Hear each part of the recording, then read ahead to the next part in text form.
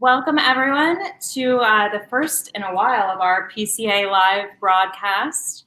I can't remember, when was the last time we had one? Maybe I think, 5 months ago? maybe 3 or 4 months ago. We were doing them steadily for, sometimes 3 or 4 a week, and it's good to be back, and we got a special guest. I'm looking forward to the conversation. Yes, we've got Ram Rodriguez. He's the president of Artista Cigars, and today we're going to talk with him about a lot of things, but first we kind of wanted to talk about his Artista Studio Works. There's been a lot of press recently, so I guess, Rem, if you could tell us a little bit about yourself and about this really exciting project. Yes, thank you. Thank you very much. I'm very happy to be here. Thank you for you guys at PCA and everybody for watching. So I'm Ram from Artista Cigars. We are a family business established in the Dominican Republic since 1956. Our company is been have a lot of time dealing with tobacco. For us, the cigar making is an art, and that's why we are El Artista.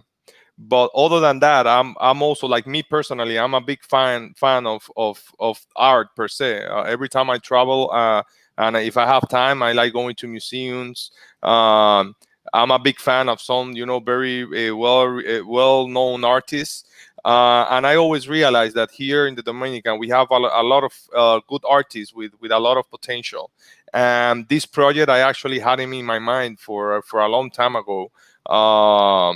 It started something different, but at the end, we end up with this project, and I'm very happy. What we are doing in El Artista Studio Works is that we are looking for a artist here in the Dominican Republic for them to make something beautiful that could represent our culture using our colors, and mainly related to our niche, the tobacco. This year, we started the project with an artist that I know for a long time ago. His name is Rene. Rene do some very beautiful work, and every time I actually know him for a while, and every time that I see him, I always praise his art. He's been doing even like live paintings in cigar related events here in Santiago, in my hometown. And I always told him, like, initially the idea is like I want to have some beautiful paintings to have in a new lounge that we are building in our factory. But it came to me like, hey, this is the perfect opportunity to finally start a Artista Studio Works. It's been a crazy year. We were actually had the intention of doing the release of this project during the PCA trade show. We were actually gonna bring Rene to be there with us, maybe doing some paintings live over there. Unfortunately, we were not able to, but we are very happy of what we achieved. This year, we started with two arts that he made for us. One is a portrait of David Ortiz, and the other one is a picture of a buffalo representing our brand Buffalo 10, which is this one we have here, actually. And we came with some beautiful humidors. I actually have them here as well. And these humidors, aren't they? Did I hear that they're going to be available to the public on December 1st? Yes, they will. They are actually on a container on the way to Miami right now. So stay tuned, everybody. We actually did a soft release in Norway. We started with this one with the Buffalo Humidor. They received their products a couple of weeks ago. I've been getting some very good comments. Everybody's really like it. The work we did with this one, and here I have the other one we did with David. Nice. Yes. Yeah. So basically, what we did, Rene did the painting in a big canvas. We digitalized it, and a graphic designer separate the colors, and we are doing this reproduction completely by hand. It's self-screen process. It has a lot of colors, so It's a kind of a long process to do, but we are very happy with the final results, and all of them are hand signed by him as well. And like we are very proud of the results of it. Yeah, it's beautiful. Perfect in time for the holidays. Everybody can pick Exactly. Absolutely. Yes. back up on some cigars. I mean, it's the brands that you have. When researching for the interview, I saw about 8 different brands, and many successful ones. You mentioned the Buffalo 10 and the partnership with David Ortiz, which we'll get into a little bit later in the interview. But I guess my question is, what of those brands is the most successful? What is the most challenging, and what is the one that you're looking to grow the most over the next few years? Wow, that's a tough question. I think probably the most successful right now is our Buffalo 10 line. We haven't been able to keep stock on our hands. They just move very quick. There's a lot of people that really like this cigar, and not only in the US, but in other markets. Everybody is recognizing El Artista Cigars quality thanks to these products, the Buffalo 10. Big Papi is also a very good brand that we do, but we have market for everything. All of the brands that we have, Cimarron is a very important and brand that has a very good reception by the consumers. I think one of the one that has more meaning for me, I think, is Pulita 60 Aniversario. That cigar, we did it a couple of years ago to commemorate our 60th anniversary. And Pulita, which it was the nickname of my grandfather who founded the business. So we really took a lot of time in order to make sure that cigar can represent our company. We actually spent a lot of time trying to get a vintage tobacco that was very popular in the 50s and the 60s. It took us around 5 years in order to bring back that tobacco, because it's not a popular tobacco that people grow here anymore. So it took us a lot of time, but it was worth it. That product, though, is not the one that we promote the most, and it has its market, and people really like it as well. Awesome. And you spoke about your grandfather, and I'm not sure how many people realize, but you're a 3rd generation, right? This is a long family business. Can you tell us a little bit more about what it's like to step into the role that you're in now, and take that on, and just your background and growing up in this industry? Yeah. So I'm 3rd generation. My grandfather started the business. Then my father took over the operations in the 80s.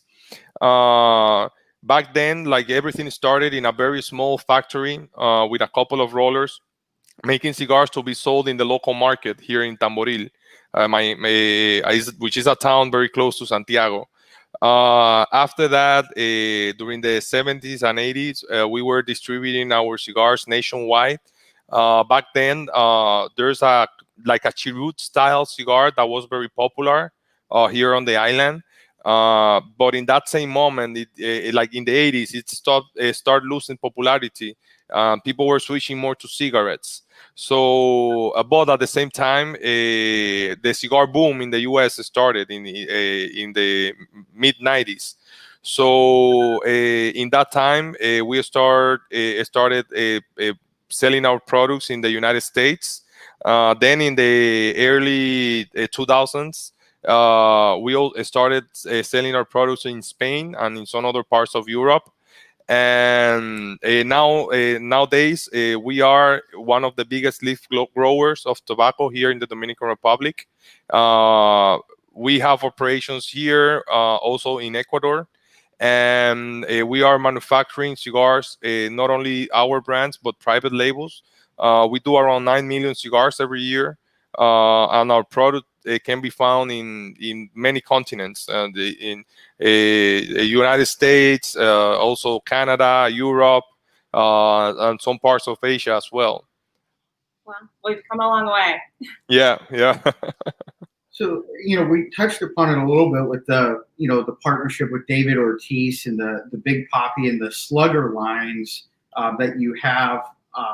What is that process and that experience like working with, somebody that's a celebrity ambassador for the cigar? How much involvement are they involved in that day-to-day, selection, the quality of the cigar? If you could talk a little bit about that process. I know many of us that were watching the World Series broadcast a couple years ago, lit up the cigar. Everyone in the cigar industry got so excited, sharing pictures of that on social media. When you see that front and center, and sports is a perfect area where you see that come front and center, that excitement was there. I actually had both the Big Poppy and the Slugger in March or April of this year. Oh, yeah. Yeah. So, everything started with David because of his fundraiser. He does a very beautiful event every year here on the island. It's a golf tournament with a bunch of sports and movie celebrities, and they were looking for a cigar factory to do fresh rolls during the events. We got the opportunity, and we did it. And he is a super cool guy. Like, he's so down to earth that is honestly, it's unbelievable. And we started talking during one of the events, and he really likes smoking cigars. At the end, he ended up telling me like, hey, you need to make my personal blend. And I was like, take a trip to Santiago and we'll do it. It ended up there. Like, we never talk about it anymore. And I thought that was kind of like like a crazy proposal that he was not going to pay attention to it. But a week after the event, I got a call from his manager that he wanted to meet. He came to the factory. We started blending together. We came up with the Big Poppy line. That blend was chosen by him. And after that, we were shipping those cigars just for himself and for his friends every 1 or 2 months. After that, when he was retiring, he told me like, hey, we should make business with this product. Let's promote it as my cigars and see what happens. I took a flight to his last spring training, and we signed the deal, and it's history after that. To be honest with you, here, like, we have a lot of very famous baseball players here, there are just a lot. And we are like Dominican Republic. There's a big fan base for baseball, but not even close to the US. So during that spring training, I was actually able to go to his last game of the spring season, like his last one ever. And when I saw so many people with posters, with David jersey, and just when I realized how much people love David Ortiz, I was shocked. Like, oh my God, like, this is unbelievable. And even like, regardless of that, like, he has so many fans. He's such a good person, he cares so much about the people that surround him, his fans and everything. Is just unbelievable. Like, this is one of the best experience I've ever had in my life, I think. Well, and I think it's so interesting that it started with a charity event too. Yeah. It's become as successful as it has over the course of years through that. But yeah, I mean, that you guys are doing great work, and I think that the humidor that looks fantastic as well. Oh yeah. Baseball fans will be getting that for the holidays. Yeah. What else did I have on my list? Actually, why don't you go for it? So one of the things that we've been looking at from the perspective of the association with manufacturers and retailers is the effects of this year and COVID, and then we're in the midst of hurricane season now. You mentioned 9 million cigars. You guys have also sell millions of pounds of tobacco to other manufacturers. How has COVID and the inclement weather changed your business operations? How are you getting through those challenges? And keeping up with the demand and the supply chain? Yeah, I can tell you for sure that this this year has been a crazy challenge. It flipped the world upside down, including our industry. For us, since we are free trade zone in our country, we were not forced to shut our operations like all the other companies out of free trade zones were. But we decided, like, for the health of our staff, to close it. We closed for 2 months. During that time, we were working very hard, trying to find ways to guarantee the safety of everybody in our company. We have more than 900 people working with us, and we are an old factory. We have a lot of people that has been here with us for a long time, and we really needed to guarantee that they will be safe while working. When we finally opened, we started on a very slow pace, but at the same time, during those 2 months, people continue buying cigars and supporting the industry all over the world. So we were basically just eating our inventories, and after that, it backfired, and nowadays we have a lot of work to do. We are doing a lot of extra hours, but at the same time, making sure that everybody's safe in our environment.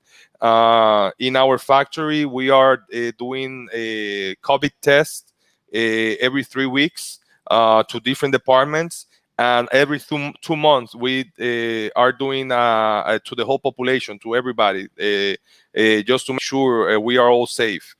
We've been very lucky that our numbers are very under control. The same here on the island. Like, we are not in the best situation, but we are okay. We were also lucky that any hurricane hit us.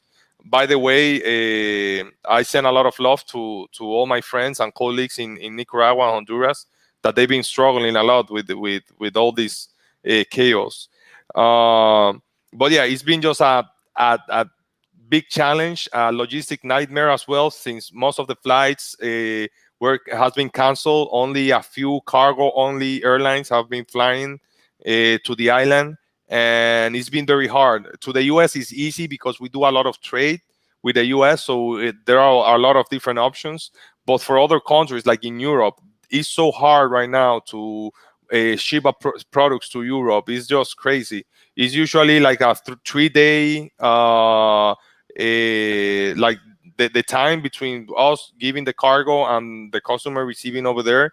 It was usually 3 days. Now it's taking anywhere from 15 days to 1 whole month, and the prices of the freight is extremely high as well. So it's been a really big challenge. But we are here trying to working hard and making sure everybody's happy. Everybody's is having their cigars and their tobacco as well. And then, like, taking all that into consideration, and there are still a lot of unknowns of what's going to happen over the next couple of months. But have you kind of changed the way that you're planning to do things for the next 6 months, 12 months? Have you had to implement any shifts? Have you had to pivot and do anything different to prepare for what may or may not happen in the next year? Yeah, right now we have been doing shift changes just to make sure there's not that many people in our facilities. But now in December, we usually have collective vacation to everybody.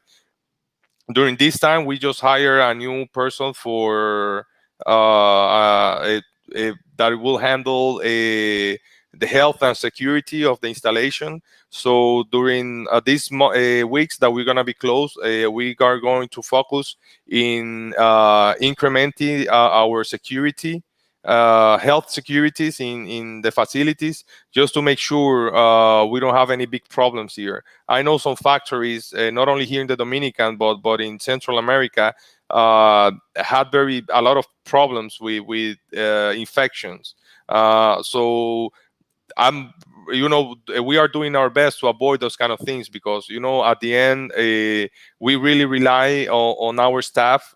We own them a lot, and we need to make sure they are okay all the time. Yeah, it certainly presented a lot of challenges for everybody across the board. Fortunately, I think that there's been ramifications from COVID, in different areas.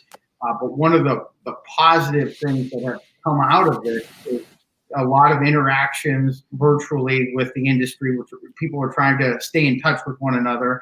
But also, at least here in the United States, a lot of people are trying cigars for the first time. They have more time being at home. And I think that the demand, it's good to see here that, we've had some shutdowns. We might have a few more shutdowns in certain areas. But for the most part, you're getting some new consumers into the market itself. And hopefully that, continues and sustains where people try new cigars. And the packaging that you showed us before we started the interview, I thought that is another interesting trend.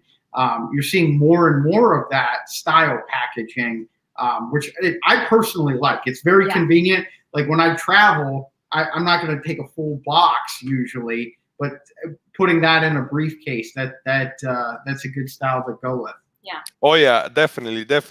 We designed this one in particular like a year and a half ago, and I see now there's a trend with this kind of material. I really like it as well. It's so light, like you can just carry it all over the place.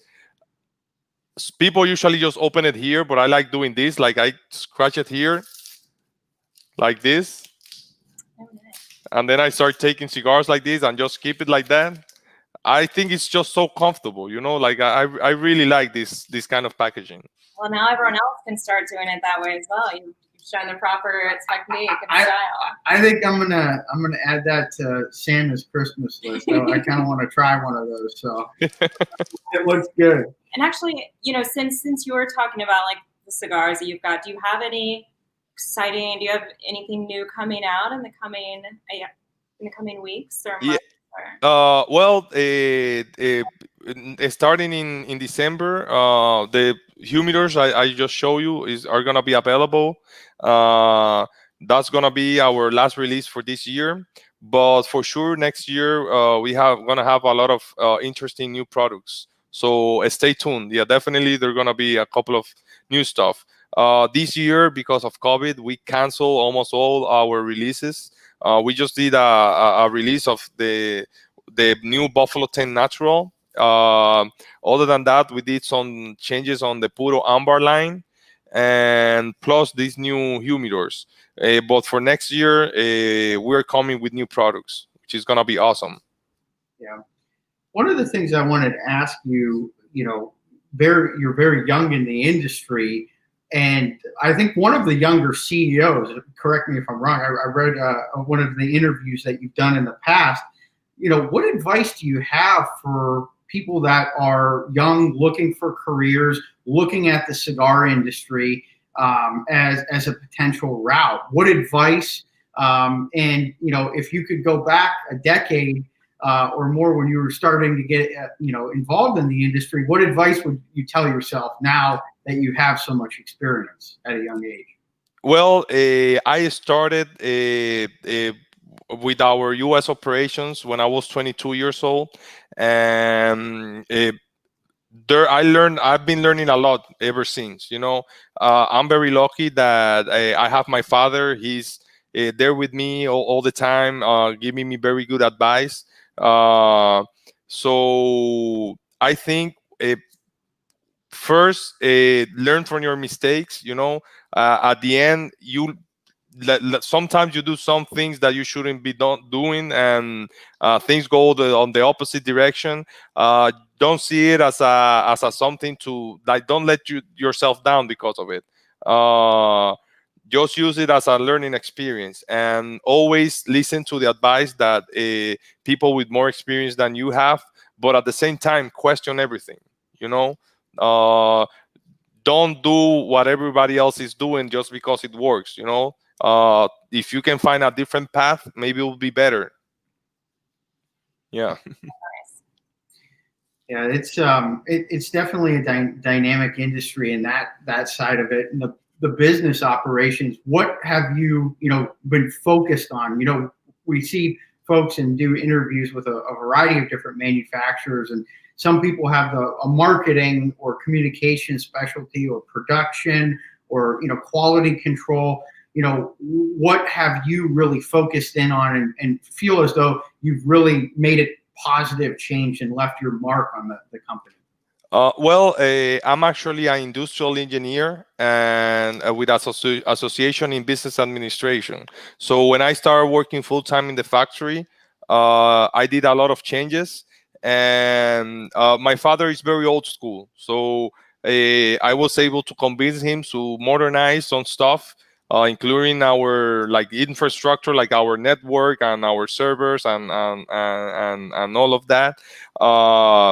We are also venturing in a lot of things that I brought. For example, right now we are one of the only few companies that are wholesaling Cameroon leaf here on the island and in Central America. Also, I built a wooden box factory in one of our industrial parks. And even like here where I am now, this is a logistics company that not only gives service to our factory, but to others. And those are kind of the new things that I brought to our conglomerate. That's fantastic. Yeah. We hear a lot of stories and anecdotes about a lot of charitable work that's done in Nicaragua and the DR and Honduras and in other cigar manufacturing countries.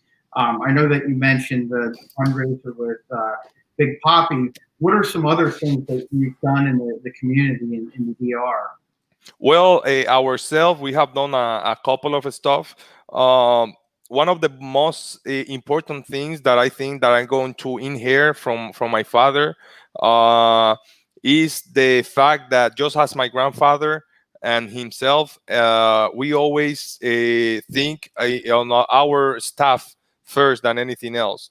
We have some programs in the factory supporting our members. For example, we have a program for people that are attending to college, and we always keep on track of how they are doing.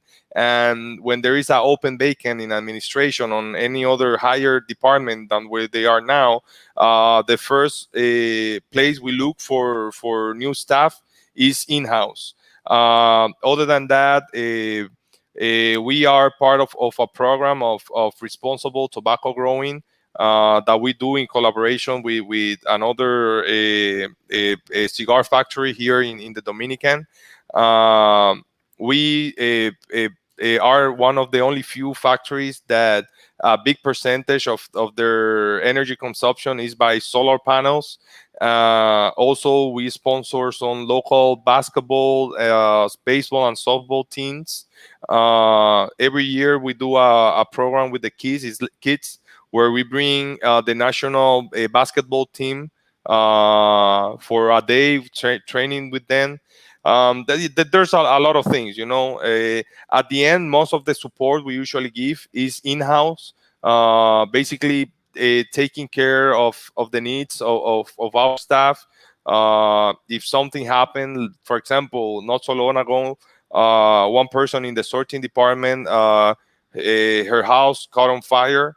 We really support them with those hard times, and yeah, we always do a little bit of everything. That's great. Yeah, the philanthropy side and the family atmosphere of the cigar industry is something that continually amazes me. And next year, whether it's done virtually or in person, we're planning on doing a trade and international summit about all the stuff that's going on in the premium cigar industry. I work in government relations here in the United States, and I'm always fascinated by what's going on in other countries and what regulations and laws that folks are dealing with there. And then on the other side, the philanthropy, all of the economic development that is surrounding the premium cigar industry. We want to showcase that. And the DR is definitely on the top of the list of the countries, Nicaragua and Honduras being the others that we want to feature. And I think there's an open invitation there for you that we hope that you'll be able to join us for that. I would love to. I would love to. I always tell people that when they come here for first time is that nobody can imagine how important this industry is for us. You know, how many thousands of families rely on the cigar industry. I was actually reading some report from the Dominican Tobacco Institute this morning, that they were showing the numbers. More than 200,000 people work directly in the tobacco industry here on the island. That's without counting the temporal staff that we hire during growing season and all the companies that support our industry, you know, because at the end it's not only cigars. You need wooden boxes, you need packaging, you need cartons, you need to hire a logistics company. There's just a lot of different things that cigars and tobacco is extremely important for us, and we really appreciate all the support to the industry of organizations like PCA that are always fighting for the interests of our industry, that millions of people really rely on in countries like ours. Yeah, and it's interesting with the different laws. We were talking before we went live about the rules and regulations in the DR, and I think I was in the DR 2 years ago, and I was just fascinated that you can essentially smoke anywhere you go, and that to me is a part of tourism, part of when you're on vacation, you want to go somewhere where you can enjoy a cigar. And I would wake up every morning for the coffee and get a fresh rolled cigar. And to me, that is vacation there. Yeah. So. Oh yeah, absolutely. And this government that we have here on the island. Yesterday we had a meeting with the president, a couple of people from the tobacco industry. The new president really understand how important this is for this country. A lot of good things are coming here, including that they're gonna name the cigar as a cultural heritage of the island, which will give a lot of importance to it. And the fact that so many people come to this island not only for tourism but for business related to tobacco, they really need to protect us, and not only here locally but with our international representation through foreign affairs. So yeah, I think at least on this side, the tobacco industry is looking very bright, and we're very happy of that.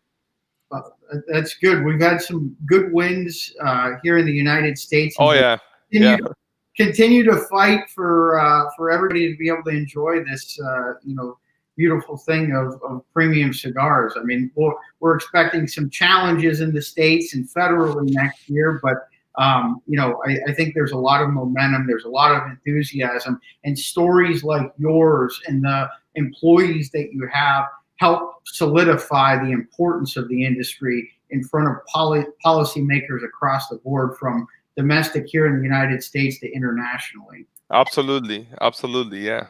And then speaking of cigars in the United States, I actually have two questions. But one would be, so anyone who is looking to get your cigars, do you have a list of all the retailers where you can buy on your website, or how would someone go about finding your cigars in their local retail shop? Yeah, sure. So there is a list in our website, elartistacigars.com. People can also find us on Facebook, Twitter, and Instagram. To all the retailers out there watching this show, we've been in PCA for a long time. Hope to see you guys there next year. So yeah, our website is the best way to find where our products are available at. Fantastic.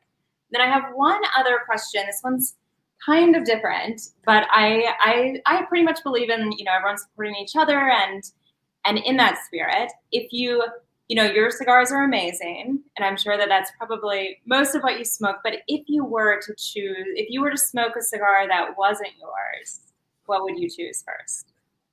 Oh my, that's a tough question. Honestly, every time I'm traveling, I like smoking cigars from other places. Uh, Here, the cigar manufacturers community is very small, so we are always sharing. Like I know the amazing products everybody makes around here. Uh, so when I'm traveling, I usually, like, if I'm in the U.S., I always try to smoke some cigars from Honduras and Nicaragua. When I'm over there, as the same, I just have cigars for me to share, but I like to receive cigars from everybody to try. In Europe, I usually try Cubans because in this part of the world is not that easy to find. So I have love for everybody. Honestly, I always say, when people try to find like a path to compete, like, oh, which one is the best country for cigars, I always say, like, first, there's room for all of us. Every single country have amazing products, and it's the truth. Nicaragua have a lot of very good characteristics on their tobacco, same as Honduras, same as Costa Rica, Mexico, Cuba, everywhere. So I smoke basically anything. I'm actually very curious, and not only with cigars, but when I'm in a country where cigar is not like the most popular thing, maybe it's pipe. Like when I was in Denmark, I bought a pipe and bought some of the local pipe tobacco to try. When I'm in a Middle Eastern country, I try their shisha, their hookah. I'm just that kind of person, I'm curious. When I'm in Norway, they really like snus. That's kind of hard, but at least I try it. Gotta experience it all. Yeah. I did a podcast with Scott a week or two ago, and we always said, like, when we go to a retail shop, my rule is the rule of three. I try something that I always like, that I always enjoy, something new, and then whatever's local. So if they have a house cigar or something that's popular in the area, that's one that I try. So you get a different depth and perspective on the different cigars. And a lot of times the new ones and the local ones are fantastic. And then they kind of move in line to all right, these are tried and true, so I'm going to get this one again. And then, you can't just have one of them either. Like, you might not like something, and then 9-12 months later you try it again, or instead of having it with a bourbon, you have it with coffee. And the pairings and the temperature control, there's so many variables that go into it, at least from my perspective. Yeah, absolutely. And I kind of do the same. The first question that I ask when I enter to someone's humidor is, hey, what's hot? What is the cigar you like, and what is the cigar everybody's talking about right now in this region? That's kind of my standard everywhere I go, and I have come to very good cigars. Yeah. Well, speaking of cigars, our last question: what are you enjoying right now? And tell us, the summation or summary of the cigar itself. Yeah. So right now I'm smoking a Buffalo 10 Natural. This beautiful cigar was actually a release of this year. It's a very special cigar for us because it's the new out of the Buffalo 10 line. We started this last year with this one, which really have been doing very good, and everybody has been loving smoking these guys. So after the release of the Maduro, when I had to come with this one, with the natural, it took me a while, because so many people saying how good the Buffalo 10 Maduro is. I was like, oh my God, like, the natural must be like as good or better as the Maduro. And I think we were able to achieve it with this natural one. It has a Habano wrapper from our farms in Ecuador. The binder is Dominican Negrito. That is the tobacco that I was talking about, that it took us a lot of time to grow it because it was a popular seed back in the 50s and 60s. We are using that Negrito tobacco in this cigar as binder. And the blend is a blend made out of Dominican, Colombian, American, and Nicaraguan tobacco. It's a medium cigar, a lot of complexity and a lot of sweet notes on it. It's a very good cigar. I'm gonna have to get some of those. Yeah, I think that's the homework for this weekend. I'm going to try the natural and I'm personally a Maduro fan, so that will be the first one that I go with. But I definitely want to try it. Like I said, I've had several of your cigars, and they're great. I think at the trade show, in fact, and I joke with folks, the last trade show, I had 84 cigars in 6 days, so trying a little bit of everything. So they all like blend together. That 6th day was I'm like, oh man, I gotta take a little bit of break. Yeah, this is the Maduro. Yeah, this is a very good cigar as well. It's a medium plus cigar. A lot of floral and sweet notes on it. A lot of complexity. This cigar is amazing. I'm telling you. Yeah. I'll be trying that for I'm sure. adding that to my humidor this weekend. Yeah. I'll just send you a note or an email, let you know. Yeah. But we really appreciate you taking the time to talk with us and share some of the new and exciting things that you're working on. And we look forward to a time where we can share a cigar with you live and in person. Yes. Yes. Look forward to it. The trade show in 2021. And Or as feel always, free to come by the townhouse. You know. Yeah. Yeah, that looks like an amazing place to have a cigar there, actually. yeah, we do. We have several cigars daily, and it's always enjoyable. If Scott's watching, if he ever wants us to do a field trip to the DR, we'd love to visit you. Yeah, absolutely, absolutely. Thank you again. Have a great day. Thank you too for everything. Thank you for PCA, and look forward to the show next year. Absolutely. Thank you. Yeah. Bye-bye.